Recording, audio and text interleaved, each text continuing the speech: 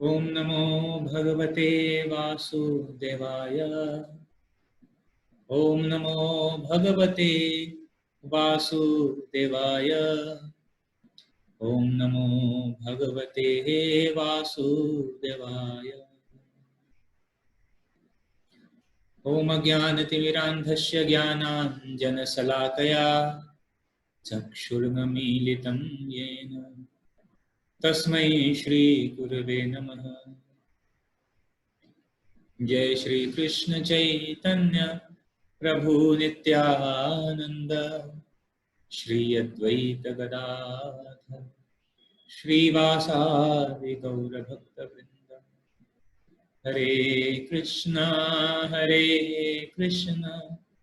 कृष्णा कृष्णा हरे हरे, हरे राम राम राम हरे हरे। हरे कृष्ण। तो आप सभी का स्वागत है आज के इस भगवत गीता कक्षा में। और आज हम चर्चा करेंगे, कल जहां हमने चर्चा किया था उसी के आगे के श्लोक को चर्चा करेंगे। श्रीमद् भगवत गीता अध्याय 12 श्लोक संख्या 8 और 9।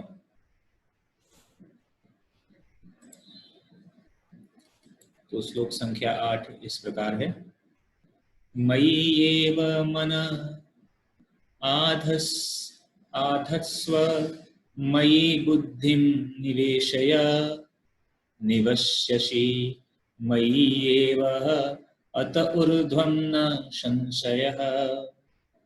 इसका अनुवाद इस प्रकार है। मुझ भगवान में अपने चित्त को स्थिर करो और अपनी सारी बुद्धि मुझ में लगाओ। इस प्रकार तुम निःसंदेह मुझ में सदैव वास करो। श्लोक संख्या 9। अथ चित्तं समाधातुं न शक्नोषि मयि स्थिरम् अभ्यासयोगेन ततो माम् इक्षाप्तुं धनंजयः। इसका अनुवाद इस प्रकार है। हे अर्जुन, हे धनंजय, यदि तुम अपने चित्त को अविचल भाव में मुझ पर स्थिर नहीं कर सकते तो तुम भक्ति योग के विधि विधानों का पालन करो। इस प्रकार तुम मुझे प्राप्त करने की चाह उत्पन्न कर लोगे। हरे कृष्ण। तो कल हमने चर्चा किया था तेषां हम समुद्धरता मृत्यु संसार सागरा भवामि नः चिरात् पात्र मयि आवेशित चेतसां। तो आगे भगवान कह रहे हैं मयि एव मनः। भगवान कह रहे हैं मयि एव मनः आधत्स्व। मयि का मतलब मुझ में, मयि एव मनः मुझ में मन को स्थिर करो। भगवान कह रहे हैं कि अपने चित्त को यानी अपने मन को जो है मुझ में स्थिर करो। भगवान में स्थिर करने की बात कह रहे हैं। और अपनी समस्त बुद्धि का उपयोग भी भगवान में हम करें। तो भगवान कह रहे हैं कि इस प्रकार यह कार्य अगर कोई करता है तो निःसंदेह जो है निवश्यसि मयि एव अतः ऊर्ध्वं न संशयः। तो निःसंदेह वह जो है भगवान को प्राप्त होगा, मतलब सदैव भगवान करे मुझ में वास करेगा। तो प्रभुपाद तात्पर्य में कह रहे हैं कि जो भगवान कृष्ण की भक्ति में रत रहता है उसका परमेश्वर के साथ प्रत्यक्ष संबंध होता है। भगवान के साथ प्रत्यक्ष संबंध है। ऐसे तो भगवान के साथ सभी का संबंध है, समस्त जीवों का संबंध है भगवान के साथ। लेकिन जो भक्ति में रत है उसका प्रभुपाद कह रहे हैं कि भगवान के साथ प्रत्यक्ष मतलब डायरेक्ट रिलेशनशिप।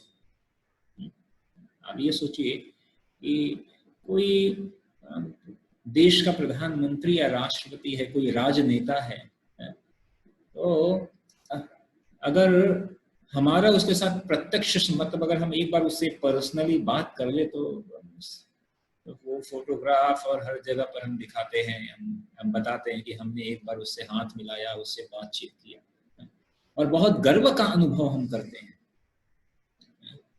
तो भगवान तो अखिल ब्रह्मांड नायक हैं और ऐसे अखिल ब्रह्मांड के स्वामी भगवान जो है भक्ति के माध्यम से जो जीव का भगवान के साथ प्रत्यक्ष संबंध स्थापित होता है, ऐसे संबंध सभी का है।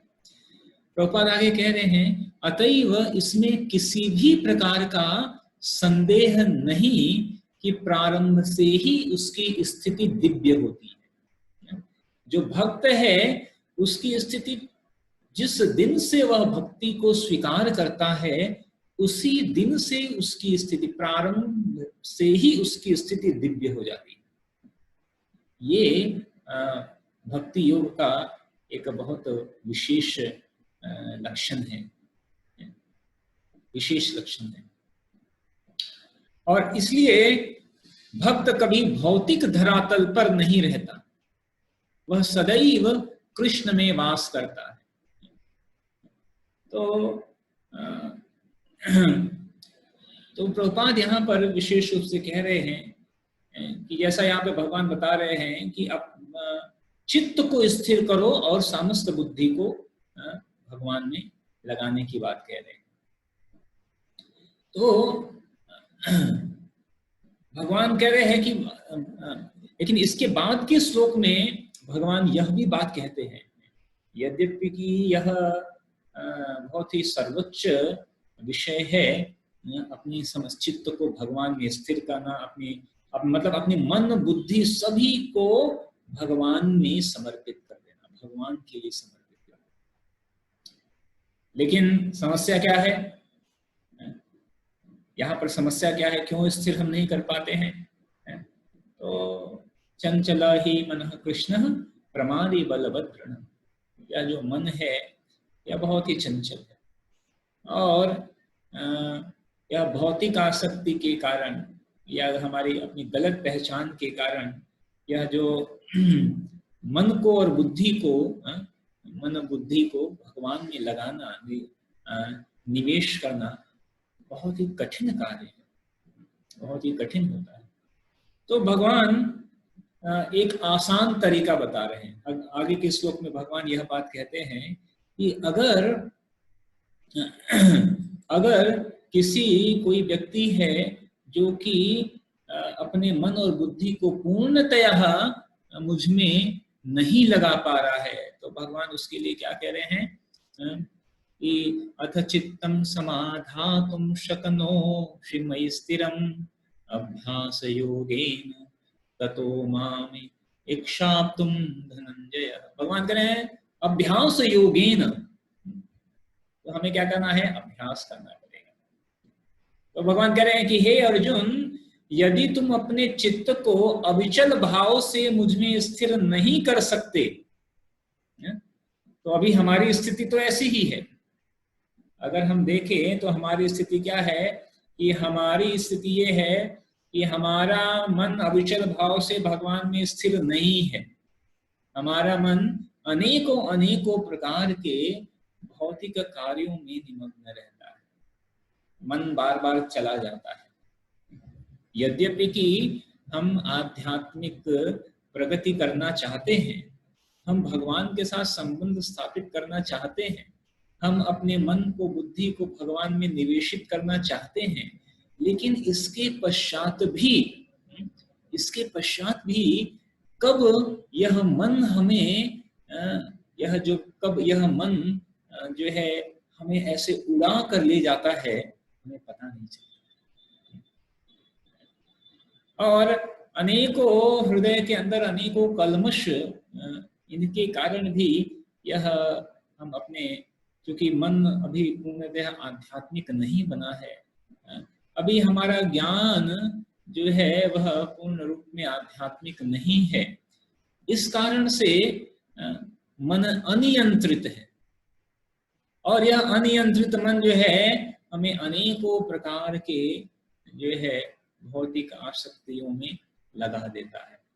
अर्जुन भी भगवत गीता में भगवान से कहते हैं कि न चाहते हुए भी ऐसा लगता है कि कोई बलपूर्वक जो है हमें इन पाप कर्मों में प्रवृत्त कर देता है।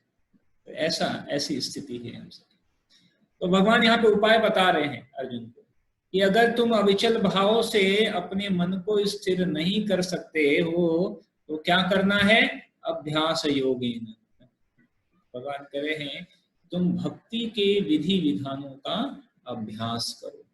ये जो भक्ति के जो विधि विधान है, भक्ति योग के ये जो विधि विधान है, इनको बार बार पालन करने से क्या होगा कि भगवान के प्रति आसक्ति विकसित होनी प्रारंभ हो जाएगी। तो प्रभुपाद कह रहे हैं कि इस श्लोक में भक्ति योग की दो पृथक पृथक विधियां बताई गई हैं। तो पहली विधि उस पर लागू होती है जिसने दिव्य प्रेम द्वारा भगवान कृष्ण के प्रति वास्तविक आसक्ति उत्पन्न कर ली है।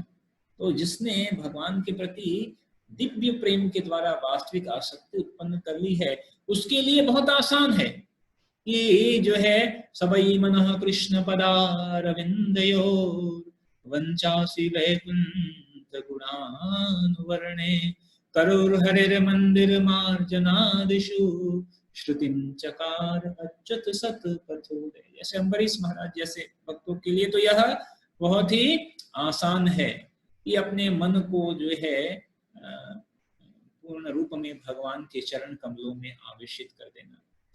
क्योंकि ऐसे जो भक्त हैं, ऐसे शुद्ध भक्त, भगवान के प्रति जो है पूर्ण वास्तविक आसक्ति उत्पन्न हो गई है उनके हृदय में।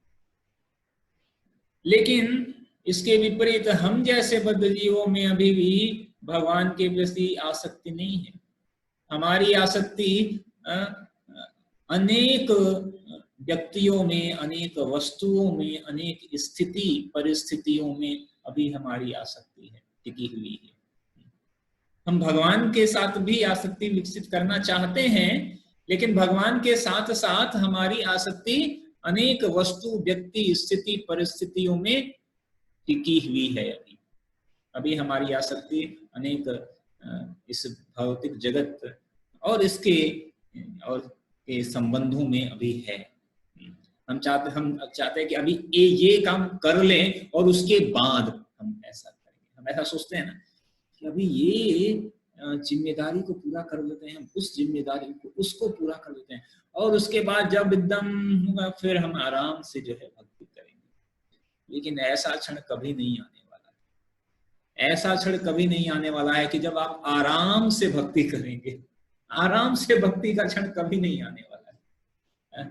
आप पूछ सकते हैं, अगर किसी की उम्र 30-35 साल है तो वो 45 से 50 साल वाले किसी भक्त से पूछ सकते हैं कि आप आराम से भक्ति, और 50 वाले जो है अपने 60-70 साल वाले या मतलब अपने कुछ वरिष्ठ भक्तों से वह पूछ सकता है कि अभी आराम से भक्ति करें। कभी ऐसी कोई स्थिति नहीं आएगी जब हम आराम से ऐसे भक्ति करेंगे। ठीक है, तो कहने का मतलब यह भौतिक जगत ऐसा है कि इस भौतिक जगत में तो कभी आराम नहीं मिलने वाला है। भगवान ने स्टैंप लगा के भेजा है, दुखालयम अशाश्वतम। हम ऐसा प्लान बनाते हैं, हम ऐसा कहते हैं ना कि वी मेक इसे I make my plan, you make your plan, we make our plan, but Krishna makes his plan. हम अपना अलग अलग प्लान बनाते हैं कि हम ऐसे करेंगे, ये करेंगे, अलग अलग जो है योजनाएं बनाते हैं हम सभी, आप सब। लेकिन कृष्ण अपनी अलग योजना बनाते हैं। तो हम चाहे जितनी भी योजनाएं बना लें, लेकिन कृष्ण की ही योजना वास्तविक रूप में कार्य, हमारी योजना विफल ही हो जाती है। तो इसलिए बेस्ट ये है कि कृष्ण की ही योजना को हम अपनी योजना बना लें, कृष्ण के प्लान को हम अपना प्लान बना लें, इसमें हमारी भलाई है।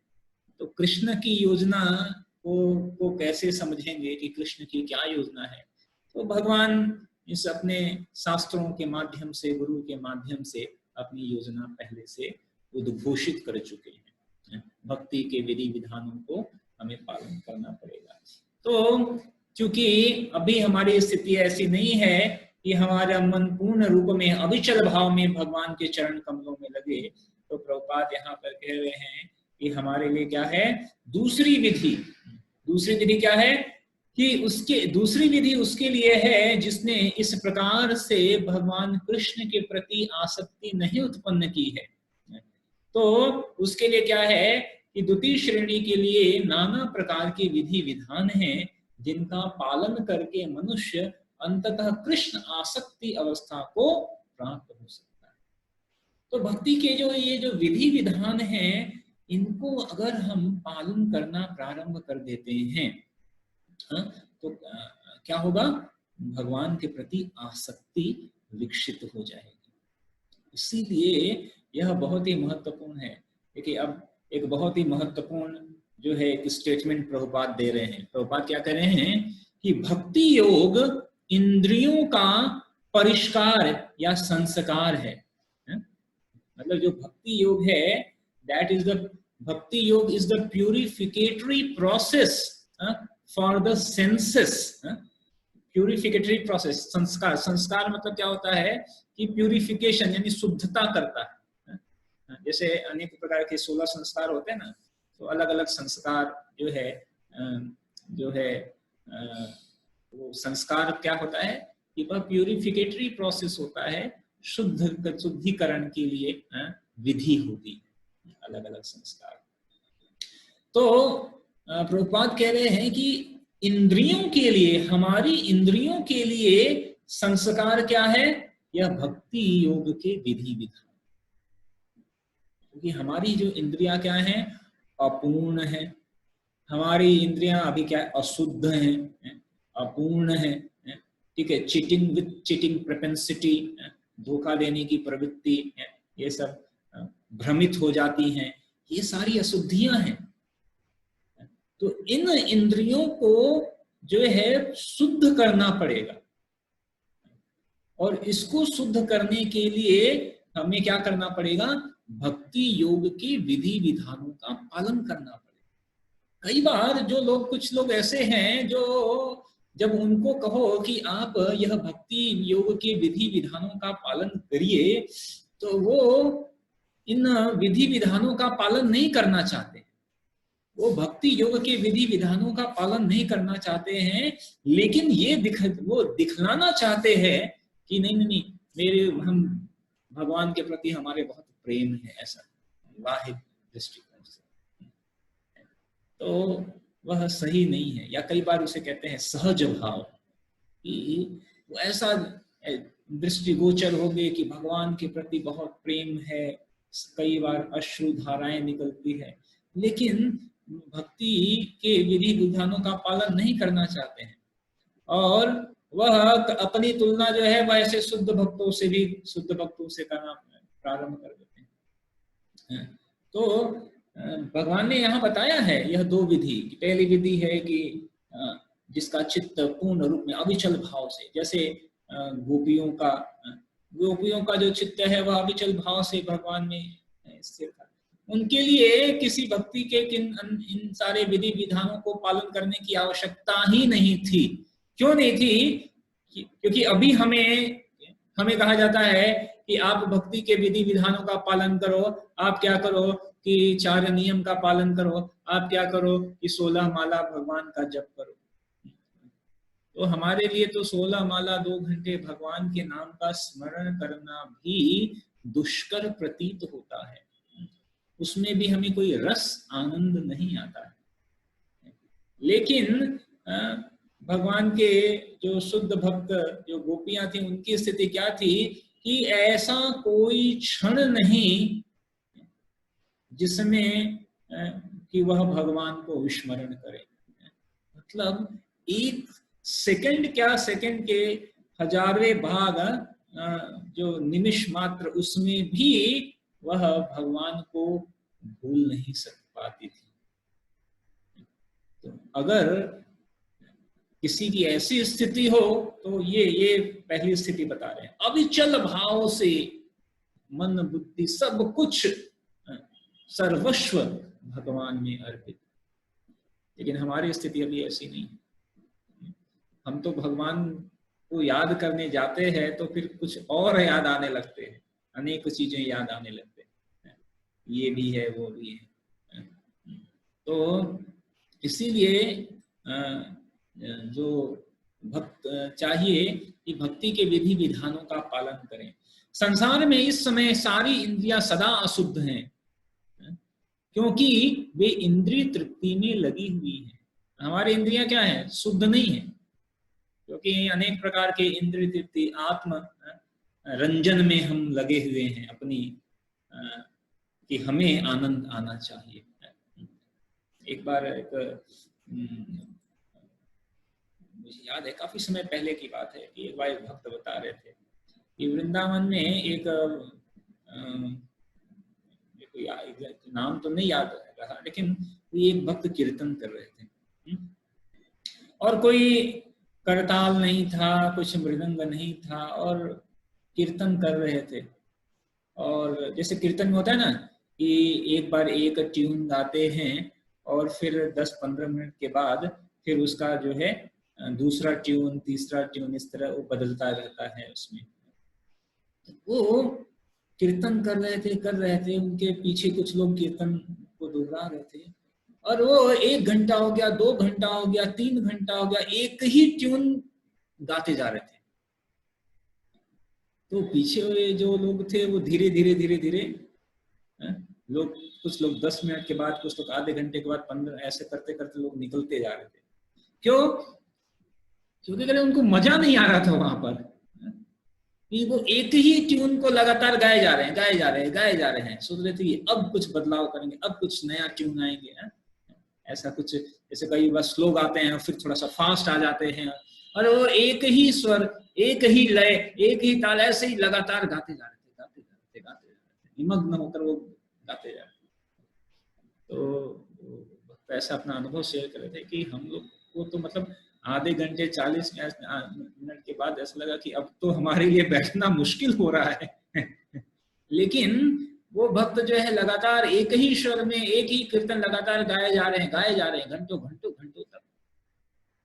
तो बाद में वो कहते कि ऐसा हमें रियलाइजेशन हुआ कि वास्तविक रूप में उनकी उस हरि नाम में इतनी रुचि थी, और हमारी हरि नाम में अभी उतनी रुचि नहीं है। तो हमें क्या था कि हरि नाम के साथ साथ क्या चाहिए, कुछ म्यूजिक बजता रहे,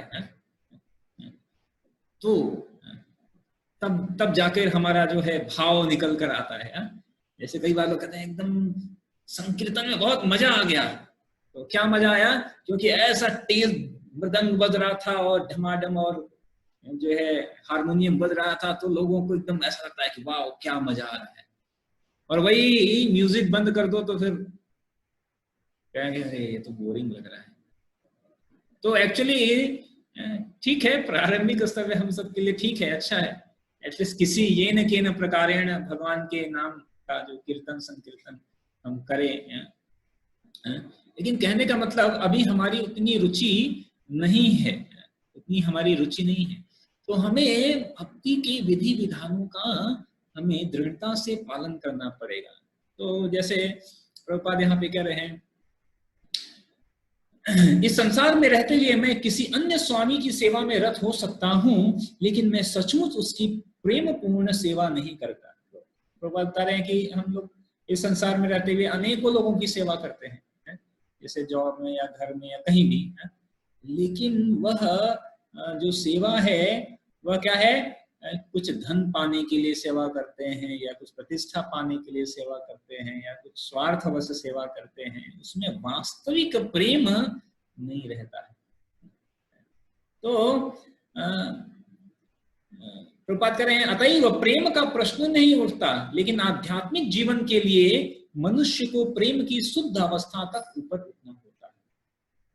आध्यात्मिक प्रेम के लिए हमें जो है प्रेम की शुद्ध अवस्था तक, प्रेम की शुद्ध अवस्था जहां पर किसी भी प्रकार का कोई स्वार्थ न छिपा हो, जिसे कहते हैं निस्वार्थ प्रेम, शुद्ध प्रेम। प्रेम मतलब जिसके बदले में कुछ किसी चीज की आकांक्षा न हो। प्रेम मतलब ये नहीं कि क्योंकि मैं प्रेम तुमसे करता हूं तो तुम भी मेरे से करो, अगर तुम नहीं करोगे तो फिर उसी दिन हमारा भी प्रेम जो है टूट जाएगा। नहीं, वह प्रेम नहीं है। प्रेम का मतलब है कि उसमें कोई बाउंडेशन, कोई कंडीशन नहीं होती, कोई कंडीशन नहीं होती, बिना शर्त के। जैसे गोपी गीत में गोपियां कहती हैं कि हम क्या हैं, सुरतनाथ है अशुल्क दाशिका, ये हम आपके जो है प्रेम के, हम आपकी दासियां हैं, और वो भी कैसे दासी, अशुल्क दाशिका, जो किसी भी प्रकार की शुल्क नहीं चाहती है, उसके बदले में हम कुछ नहीं चाहते। हम आपकी जो सेवा करेंगे उसके बदले में हमें कोई कुछ चाहिए नहीं कि मैंने आपकी ये सेवा की ना तो आप मुझे। भौतिक जगत में क्या है कि हम अगर किसी को कुछ भी एक थोड़ी सी भी परसेंट, 1% भी सेवा करते हैं तो 1% सेवा करके हम जो है सालों साल उसको हम काउंट कराते हैं कि मैंने आपको एक बार उस समय आपकी सहायता, आपकी मदद की थी, आपको ये किया था, आपकी सेवा की थी। या फिर हम तो यह सेवा, यह प्रेम, यह स्वार्थ पूरित है इस भौतिक जगत में। देखिए कितना भी घनिष्ठ प्रेम हो इस भौतिक जगत में, आप देखिए अगर आप उसके बदले में कुछ देना बंद कर दें तो खत्म, वो प्रेम कुछ मिनटों में, कुछ सेकंडों में, कुछ दिनों के ही मेहमान है। लेकिन शुद्धतम प्रेम क्या है, जहां पर वह केवल और केवल प्रेमी की प्रसन्नता केवल चाहता। तो वैसी स्थिति यहाँ पे कह रहे हैं कि आध्यात्मिक जीवन के लिए मनुष्य को प्रेम की शुद्ध अवस्था तक ऊपर उठना होता है, और यह प्रेम अवस्था इन्हीं इंद्रियों के द्वारा भक्ति के अभ्यास से प्राप्त की जा सकती है। तो बात करें कि ऐसी प्रेम की शुद्धतम अवस्था को भी इन इंद्रियों से, ये इंद्रियां आंख, नाक, कान, हाथ, हालांकि ये इंद्रियां अपूर्ण है, लेकिन इन इंद्रियों के द्वारा भी, इन भक्ति की अभ्यास के द्वारा, अगर इन इंद्रियों से हम भक्ति का अभ्यास करें तो वह शुद्धतम अवस्था को प्राप्त की जा सकती है। तो यह अभ्यास, कौन सा अभ्यास, आगे बात करें, यह ईश्वर प्रेम अभी प्रत्येक हृदय में सुप्त अवस्था में है। हम सबके हृदय में भगवान के प्रति प्रेम है, डॉर्मेंट कंडीशन में, सुप्त अवस्था में, और वहां पर यह ईश्वर प्रेम अनेक रूपों में प्रकट होता है। और वह जब रूप ईश्वर का जब प्रकट होता है अनेक रूपों में, तो कभी भौतिक संगति से दूषित हो जाता है, और इस कारण से जो है वह अलग अलग प्रकार के चीजों से आसक्त होता है, भौतिक वस्तु, व्यक्ति। तो आगे प्रभुपाद ये कह रहे हैं कि हमें क्या करना है, इस भौतिक संगति से हृदय को विमल बनाना है, स्वच्छ बनाना है, और उस सुप्त स्वाभाविक कृष्ण प्रेम जो कि हमारे हृदय में है उसको पुनर्जागृत करना है। और यही जो है भक्ति योग की पूरी विधि है। तो यहाँ पे आगे तात्पर्य प्रभुपाद बता रहे हैं कि भक्ति योग के विधि विधानों का अभ्यास करने के लिए मनुष्य को सुविज्ञ गुरु के मार्गदर्शन में कतिपय नियमों का पालन करना चाहिए। जैसे कुछ नियम बता रहे हैं, जैसे पहला प्रभुपाद ने कहा ब्रह्म मुहूर्त में जागना, ब्रह्म मुहूर्त में हमें जागना चाहिए, प्रयास करना चाहिए हम जागे। ठीक है, तो यह विधि विधान है। और स्नान करना, मंदिर जाना, प्रार्थना करना, हरे कृष्ण महामंत्र का कीर्तन करना, अर्चा विग्रह पर चढ़ाने के लिए फूल चुनना, अर्चा विग्रह को भोग बनाकर लगाना, प्रसाद ग्रहण करना, भक्तों के साथ संगति करना, जप करना, ये सब क्या है? भक्ति योग की विधि विधान है। तो जब हम इन विधि विधानों का पालन करते रहेंगे, शास्त्र श्रवण करना, अध्ययन करना, ये सारे विधि विधान है। जब हम इन सारे विधि विधानों का पालन करते रहेंगे तो इन विधि विधानों का पालन करते करते क्या होगा? प्रभुपाद कह रहे हैं कि ऐसे अनेक विधि विधान है जिनका पालन आवश्यक है। मनुष्य को शुद्ध भक्तों से नियमित रूप से भगवत गीता, श्रीमद् भागवत सुनना चाहिए। इस अभ्यास से कोई भी ईश्वर प्रेम के स्तर तक उठ सकता है। क्या होगा? इन विधि विधानों का पालन करने से ईश्वर प्रेम के स्तर तक उठ सकता है, इन विधि विधानों का पालन करने मात्र से। यह साधारण नहीं है। हमें लग सकता है कि यह साधारण है। आधे घंटे का हम भगवत गीता सुन रहे हैं, ठीक है, सुन लिया, आज नहीं सुनते हैं, कल सुन लेंगे, ठीक है, यहाँ अभी सुनने हैं, कोई बात नहीं, यूट्यूब पे डालेंगे, वहां से सुन लेंगे, यूट्यूब पे सर्च करो, ढेर सारे, वहां से सुन लेंगे, कहाँ कमी है। लेकिन यह साधारण नहीं है। सिर्फ इतना करके, इन सारे विधि विधानों का पालन करके, भगवान के लिए भोजन बनाकर, भगवान को भोग लगाकर, सुबह स्नान कर कर, जल्दी उठकर, ये सारे विधि विधानों का पालन करने मात्र से आप कृष्ण प्रेम के शुद्ध स्तर तक पहुंच सकते हैं। कितनी बड़ी बात है, हमारे जीवन का यह लक्ष्य है। तो अगर हम यह करते रहेंगे तो ईश्वर प्रेम के स्तर तक हम उठ सकते हैं, और तब भगवत धाम तक उसका पहुंचना ध्रुव है, मतलब निश्चित है।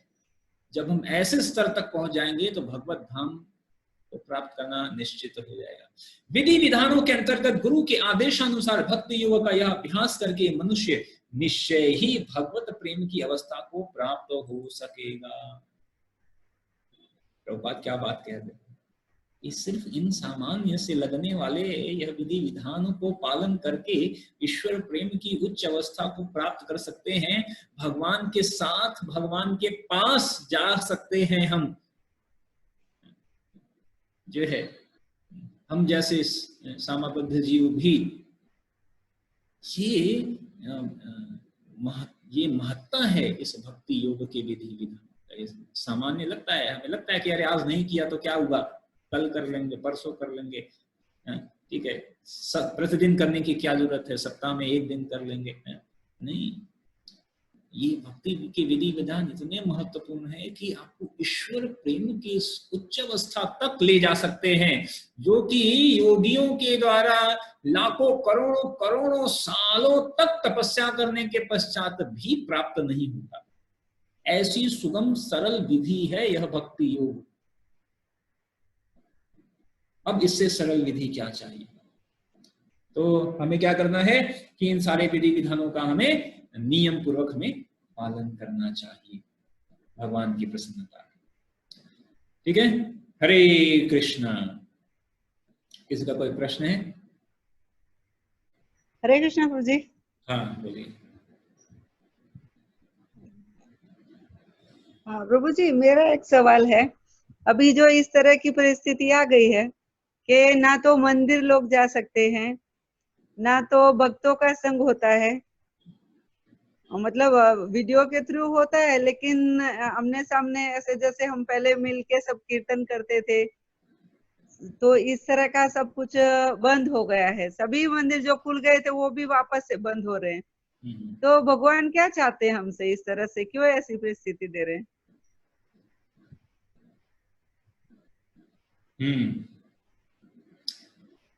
तो माता जी पूछ रही हैं कि अभी जो स्थिति परिस्थिति चल रही है, बाह्य स्थिति परिस्थिति, उसमें मंदिर बंद हो रहे हैं, हम प्रोग्राम करते थे भक्तों के साथ, वो प्रोग्राम नहीं हो पा रहा है, आना जाना भक्तों के साथ व्यक्तिगत संबंध नहीं हो पा रहा है। तो ऐसी स्थिति में क्या हो, भगवान हमसे क्या चाहते हैं, कुछ कैसे पता चलेगा? तो पहली बात कि जो भक्ति है वह किसी भी बाह्य स्थिति परिस्थिति पर निर्भर नहीं होती।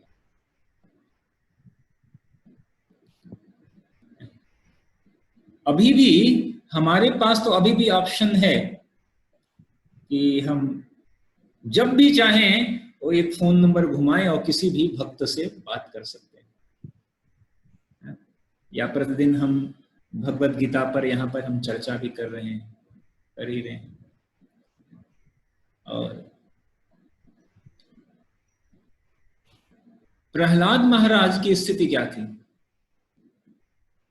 प्रहलाद महाराज के पिता क्या थे? हिरण्यकशिपु। प्रहलाद महाराज को क्या करते थे? सांप के कुएं में डाल दिया था, अब करो भक्ति।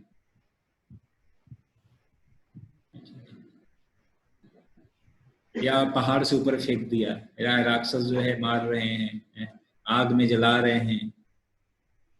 मतलब ऐसी विपरीत परिस्थिति होने के पश्चात भी प्रहलाद महाराज क्या करें? वो नहीं कहते कि भगवान आप मेरे से क्या चाहते हो इतना?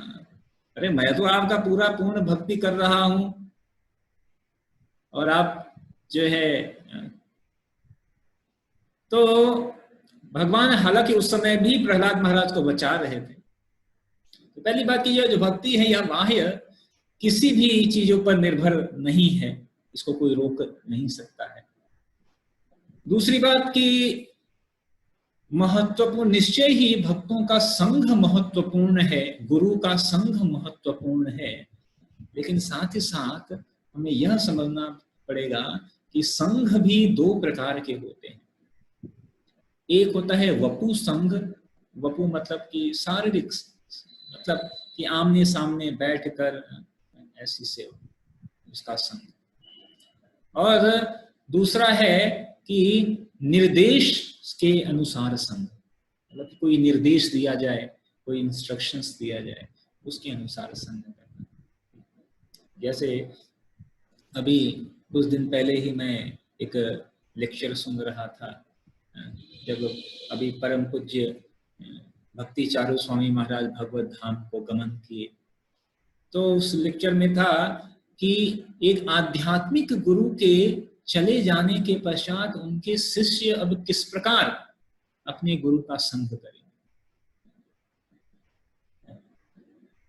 तो उसमें बताया कि वास्तविक महाराज बता रहे थे कि जो है यह संघ दो है, एक तो वपु का संघ है, शरीर का संबंध है, संघ है, और दूसरा है कि दिए गए इंस्ट्रक्शन का, निर्देश का, उपदेश का संघ। तो जब हम भक्तों के या गुरु के दिए गए उपदेश को हम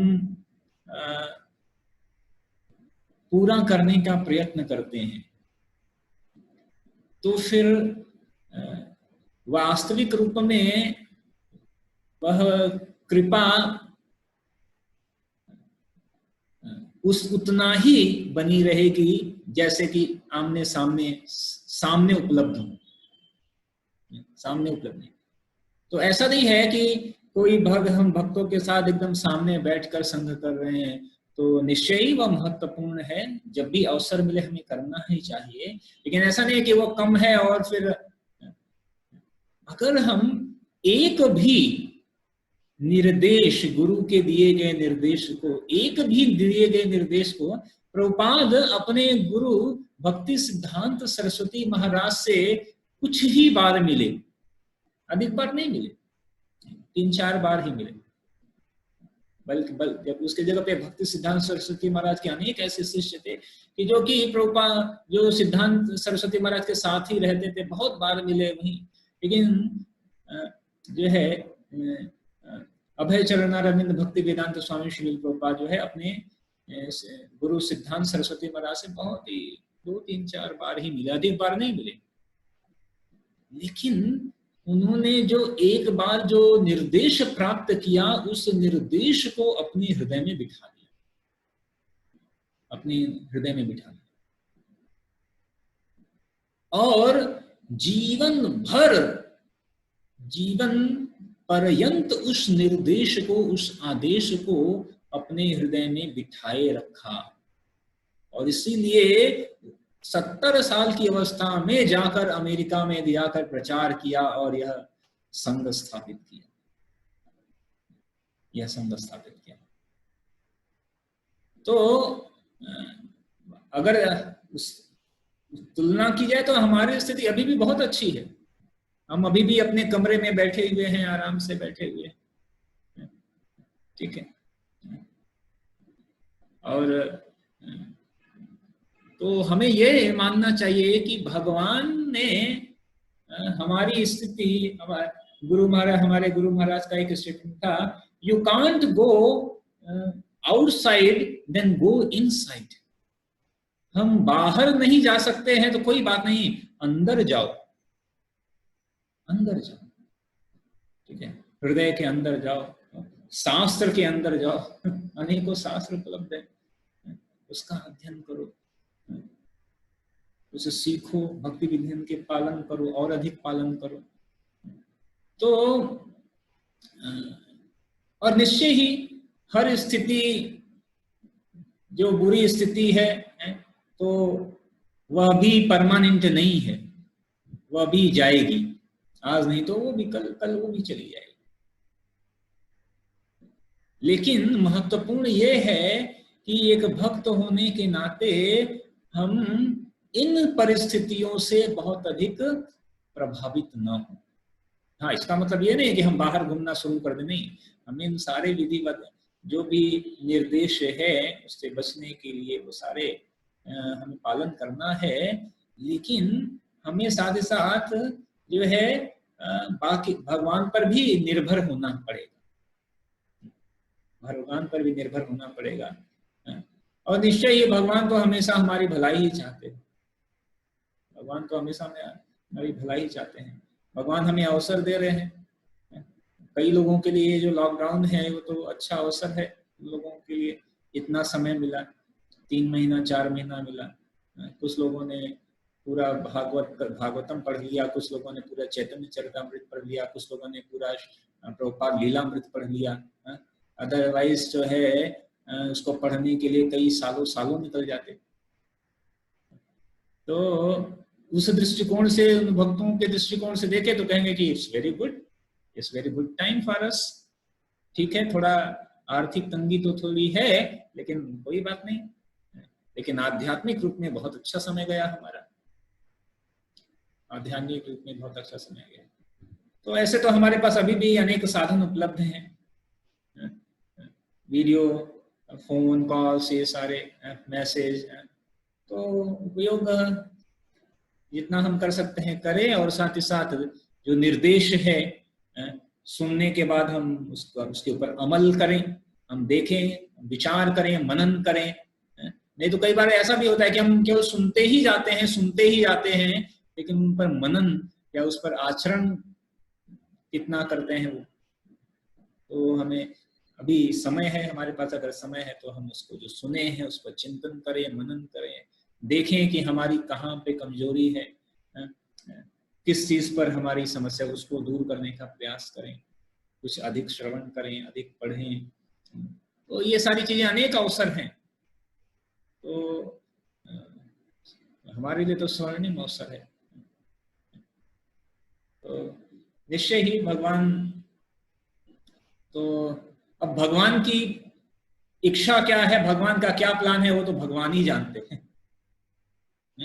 हाँ, लेकिन एक चीज फिक्स है कि भगवान का जो भी प्लान हो, भगवान की जो भी इच्छा हो, उस प्लान में, उस इच्छा में हमारी रजामंदी है कि भगवान आपका जो प्लान है, जो इच्छा है, I am ready, I am surrender to you. और ये भी 100% पक्का है कि भगवान का जो प्लान है वह भक्तों के अनुकूल ही रहता है, भक्तों के लिए अच्छा ही रहता है। बाह्य दृष्टि से किसी को ऐसा लग सकता है कि समस्या का कारण है, कई भक्तों को भी यह बीमारी हुई तो उसको लग सकता है कि इतना भक्ति करने के बाद ऐसा कैसे हो गया है। तो बाह्य दृष्टिकोण से ऐसा हो सकता है, लेकिन आंतरिक दृष्टिकोण से देखें तो फिर भगवान का तो जो भी प्लान हो, वह प्लान भक्तों के लिए हमेशा सुखकारी ही होता है। हम उस सुख की तुलना इस शारीरिक सुख से करेंगे तो हो सकता है ऐसा ना हो, लेकिन आत्मा के लिए, आत्म कल्याण के लिए जो है ऑन द क्या कहते हैं, on the level of spirit, आत्मा के स्तर पर निश्चय ही भगवान का जो भी प्लान है, जो भी इच्छा है, वह भक्तों के लिए हमेशा ही शुभ मंगलमय, ऑस्पिशियस लाने वाली होती, शुभकारी होती। तो इस दृष्टिकोण से हमें सोचना है, इस दृष्टिकोण से हमें कार्य करना है, फिर चाहे जो भी इच्छा भगवान की। ठीक है, हरे कृष्णा। जगत गुरु श्रील प्रभुपाद की जय। निताहि गौर प्रेमानंद।